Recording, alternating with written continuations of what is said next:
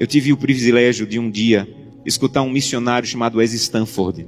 Ele passou uma parte da sua vida ajudando a igreja na Etiópia, que por 17 anos esteve sobre o regime comunista. As igrejas foram lacradas, pastores foram presos, muitos foram mortos. E esse missionário saía da América do Norte e ia para a Etiópia tentar ajudar os irmãos que se reuniam escondidos nas catatumbas, nas florestas. E um dia ele foi na cidade de Sodo, uma cidade no sul da Etiópia, e conheceu um pastor chamado Tadessa Assai. Um homem de Deus que tinha uma especialidade. A especialidade do pastor Tadessa era pregar nos funerais. Onde tinha um funeral, o pastor ia. Então, quando a polícia sabia onde tinha funeral, ia lá porque o pastor estava pregando, pegava o pastor, prendia o pastor, espancava o pastor, soltava o pastor e ele voltava a pregar. E um dia a polícia ficou com tanta raiva que disse assim: nós não vamos mais soltar o pastor Tadessa, ele vai ficar preso agora. E ele pensou: já que eu vou ficar preso, vou pregar na prisão. E levou 22 a Jesus Cristo dentro da prisão. E a polícia disse: não vamos mais soltar o pastor Tadessa, nem vamos mais deixar ele preso, nós vamos matar o pastor Tadessa eletrocutado, para servir de testemunho para que ninguém mais queira seguir Jesus. E anunciaram na cidade: amanhã, às 9 horas da manhã, o pastor Tadessa vai morrer eletrocutado. Mas eles não tinham cadeira elétrica. E eles chamaram as pessoas para o centro da cidade, para a praça da cidade, pegaram os fios desencapados, amarraram o pastor Tadessa, uma multidão veio assistir, deram 1 minuto para o pastor Tadessa orar, começaram um discurso contra o cristianismo, puxaram a chave para a corrente elétrica passar e matar o pastor. Houve uma explosão, fumaça e faísca para todo lado, a corrente elétrica não chegou e o pastor não morreu. Desamarraram o pastor e disseram: vão para casa, um eletricista vai consertar a gambiarra e amanhã nessa mesma hora o pastor Tadessa morre. E o pastor Tadessa pensou: já que eu vou morrer amanhã, vou passar a noite em oração. E voltou para a cadeia e passou a noite em oração. No outro dia, a mesma coisa.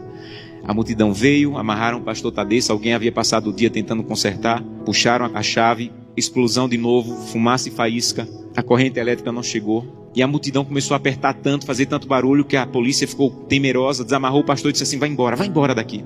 E esse missionário estava lá, e disse que acompanhou o pastor Tadessa, e disse assim: pastor Tadessa, o que é que o senhor vai fazer? Um homem que passou 2 vezes pela morte, o que é que o senhor vai fazer?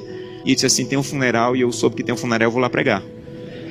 E ele disse assim: pastor Tadessa, eu represento milhares de cristãos na América, e nós estamos orando muito por vocês. E disse que o pastor Tadessa se virou, ficou com o rosto sério e disse assim: vocês na América estão orando por nós, aqui na Etiópia? Então volte para a América e diga que nós é que estamos orando por vocês. E ele falou: mas por que vocês estão orando por nós se vocês é que estão sendo perseguidos, pastor? E ele falou: irmão, ninguém na Etiópia acorda sem pensar, nenhum cristão na Etiópia acorda sem pensar: hoje pode ser meu último dia de vida.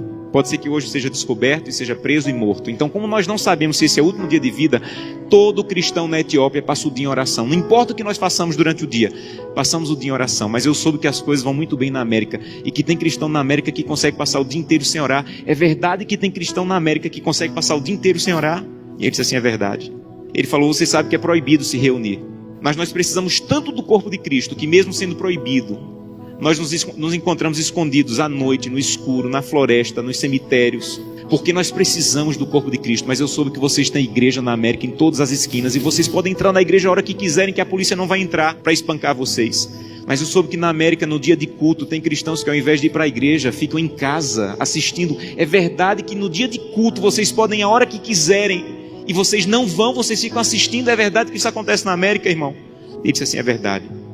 E ele disse assim: missionário, a minha congregação tinha apenas uma Bíblia, e eu fiquei com medo de ser preso e minha Bíblia ser queimada. Então reuni minha congregação e com lágrimas nos olhos eu disse: irmão, eu não tenho como guardar a Bíblia, é o que nós temos de mais precioso. Se eu for preso, ela vai ser destruída. Então eu comecei a rasgar as páginas da Bíblia e comecei a dividir para cada pessoa. Era mais fácil guardar porções da Bíblia do que uma Bíblia inteira com uma pessoa só. E quando eu estou à noite pregando, no escuro, no meio do meu sermão, eu digo: eu preciso de Isaías 53. E alguém lá do escuro começa a recitar do fundo do coração aquela página que ele levou rasgada para casa e decorou. Mas eu soube que na América vocês podem ter 8, 10 Bíblias em casa. E eu soube que tem cristãos na América que, apesar de terem 8, 10 Bíblias em casa, passam uma semana sem ler a Bíblia. É verdade? E ele disse assim: é verdade, nós é que precisamos de oração. Meus irmãos, urgentemente precisamos de oração. Porque cantamos: breve Jesus voltará.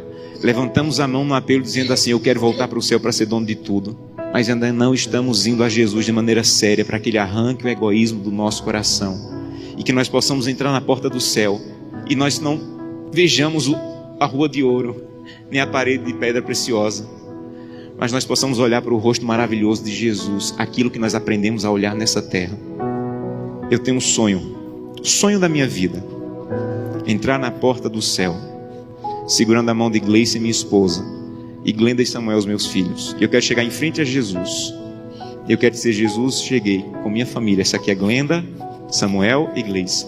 E eu espero que Jesus diga mais ou menos assim: Josanã, eu já conheci a sua família, porque todo dia você ia à presença. A minha presença me apresentava, só faltava conhecer pessoalmente, mas eu já conheço a tua família. Sejam bem-vindos agora. Um prazer conhecê-los pessoalmente. Eu não quero ser pastor dessa igreja. Eu quero ir para o céu. E isso é mais profundo. Eu não quero abrir o inário e dizer assim: breve Jesus voltará. Eu quero estar lá. Isso é mais profundo.